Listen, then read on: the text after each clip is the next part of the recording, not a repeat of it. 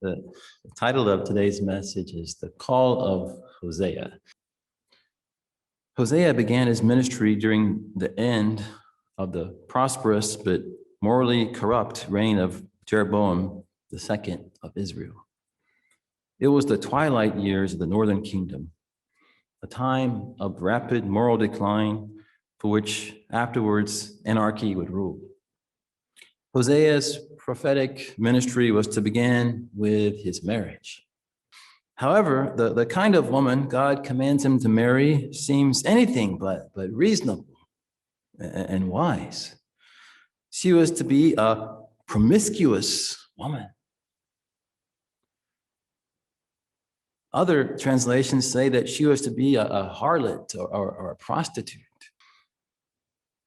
But why would God call this man, Hosea, to do such a thing?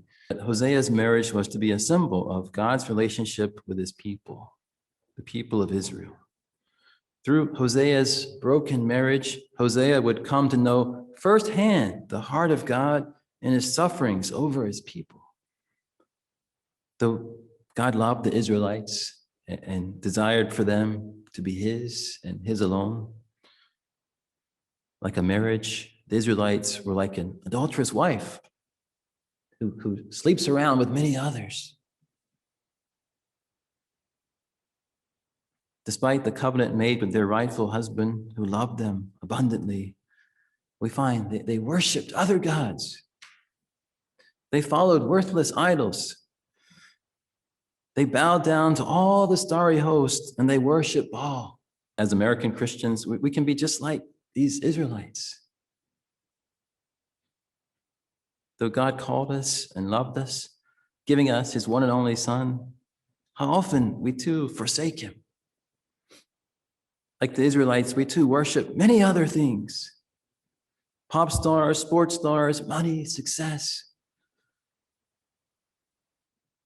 Even though God is very upset, very heartbroken and angry, just like a husband who is betrayed by his wife, but he never forgets his vow, the covenant between him and his people.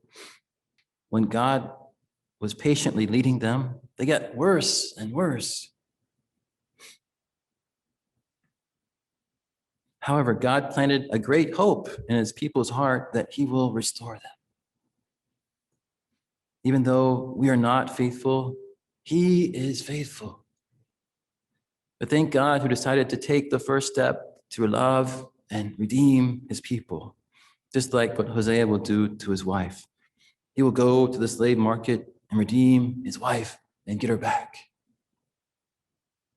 paying the price for her. Likewise, God's love is not weak love. He is able to redeem and restore. His love is powerful to save. And he is going to do it to make unworthy sinners like Gomer, his people again.